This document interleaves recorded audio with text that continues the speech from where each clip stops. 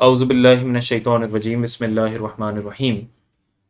ज़कात के वाजिब होने की शराइत में हमने सुना था मुसलमान होना, आकिल और बालिग होना, साहिब निसाब होना और माल निसाब पर 1 साल का गुजर जाना। तो पिछली वीडियो में हमने साहिब निसाब की तारीफ सुनी थी।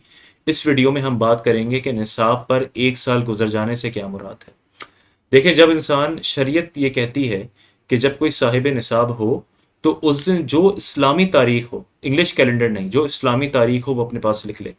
मसलन एक खातून है, वह साहिब निसाब नहीं थी, शादी हुई और सोना चांदी मिल गया और अगर उसकी मालियत को इकट्ठा किया तो वो साहिब निसाब हो गई। तो अब वो अपने पास लिख ले, मसलन पहली शव्वाल को उसका निकाह हुआ तो अब पहली शव्वाल से उसकी मिल्कियत में इतना माल आ गया कि वो साहिब निसाब हो गई। अब मुकम्मल साल गुजर जाए और अगले साल पहली शव्वाल को अगर उसके पास इतना माल मौजूद हो कि तब भी वो साहिब निसाब हो तो फिर शरीयत कहती है कि उसके उस माल पर ज़कात लाजिम होगी।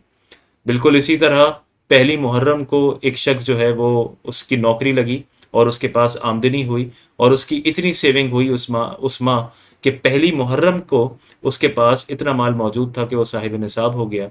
अब मुकम्मल साल गुजर गया और अगले साल पहली मुहर्रम को अगर उसके पास इतना माल है कि वो साहिब निसाब है तो फिर शरीयत कहती है कि उसके माल पर ज़कात लाजिम होगी। यहाँ से हमें 2 बातें पता चली। एक बात तो ये कि ज़कात का रमज़ान या रजब से कोई ताल्लुक़ नहीं है। ये माशरे में सबसे बड़ी गलतफ़हमी है कि ज़कात रमज़ान में हिसाब लगाया जाएगा या रजब में हिसाब लगाया जाएगा। ऐसा कुछ भी नहीं है। ज़कात का ताल्लुक़ आपके साहिब निसाब होने से है और वो पूरे साल में कोई भी दिन हो सकता है, वो रबीउल अव्वल, रबीउल सानी, ज़िलक़द, ज़िलहज, वो किसी भी माह की कोई भी तारीख हो सकती है। तो इसमें इसमें मैं आता हूँ इस बात पर। और फिर दूसरी बात ये कि साहिब निसाब पहली तारीख और अगले साल उसी तारीख उसमें देखा जाएगा। बिल्कुल जिस तरह अकाउंटिंग की लैंग्वेज में आप बैलेंस शीट डेट देखते हैं, साल के दौरान में कमी ज़्यादती उसके एतबार नहीं है। तो इस चीज़ को ये समझना ज़रूरी है कि साल के दौरान में मसलन आप साहिब निसाब हुए, अब दरमियान में आपके पास आमदनी हुई, कैश आया, माल तिजारत बना, आपकी आपकी मालियत जो है वो 4 लाख, 5 लाख, 10 लाख तक चली गई, फिर जो है वो 2 लाख पर आ गई, फिर 4 लाख पर आ गई, उससे कोई फ़र्क नहीं पड़ता। आप पहली मुहर्रम को अगर साहिब निसाब हुए थे तो अगले साल पहली मुहर्रम पे आपके पास जो माल होगा उस पर ज़कात लाजिम होगी। तो इससे ये पता चला कि मसलन अगर किसी के पास मुहर्रम से पहले ज़िलहज में अगर उसके पास अचानक से बहुत ज़्यादा माल आ गया तो अब ऐसा नहीं है कि वो कहे कि ये माल तो मेरे पास पिछले माह आया है, नहीं, वो मुकम्मल पहली मुहर्रम को जो माल होगा उस पर ज़कात लाजिम होगी।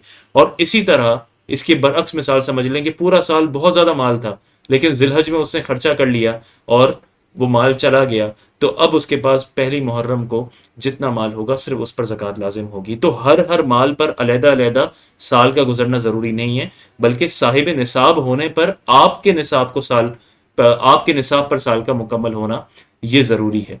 तो इस मसले को बहुत ज़्यादा समझने की ज़रूरत है। लोग बहुत कन्फ्यूज़ होते हैं कि हमने तो रमज़ान से 1 माह पहले दुकान बेची और अब उसका माल आ गया, अब उसका क्या करें? या हमारा माल अचानक से चला गया, अब जो है वो हम पर ज़कात नहीं बन रही। तो बस जो बैलेंस शीट डेट है, जो आपकी तारीख है, उसका एतबार होगा। इसमें कमी ज़्यादती का एतबार नहीं है, लेकिन अगर बिल्कुल किसी का माल ख़त्म हो जाए, बिल्कुल ज़ीरो निल हो जाए, वो बैंकरप्ट हो जाए, उस पे ये कहा जाएगा कि अब वो साहिब निसाब का हिसाब ख़त्म हुआ। अब जब वो वापस उसके पास इतना माल आएगा तो वो साहिब निसाब कहलाएगा। इसमें बस आखिरी मसला ये कि अगर आपको याद ही ना हो, आपने कभी एतबार ना किया हो, तो सबसे पहले तो याद करने की कोशिश करें।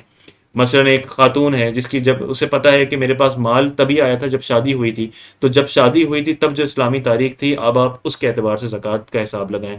कोई मर्द है, उसे पता है कि मैंने इस साल में इस महीने में कारोबार शुरू किया था, नौकरी शुरू की थी, तो आप उस एतबार से हिसाब लगाएंगे। और अगर कुछ भी याद ना हो तो फिर आप अपनी आसानी के लिए अपनी मर्ज़ी से कोई भी तारीख मुकर्रर कर लें। मसलन ज़्यादातर लोग पहली रमज़ान को मयार बनाते हैं कि पहली रमज़ान को सोने चांदी की जो कीमत होगी और मेरे पास जो माल होगा उसके एतबार से मैं ज़कात दूंगा। तो उम्मीद है कि ये साल गुजरने की तारीफ समझ आ गई होगी। इंशाल्लाह अगली वीडियो में हम कुछ मिसालों के ज़रिए इसको और वाज़ेह तौर पर समझेंगे। अस्सलामु अलैकुम।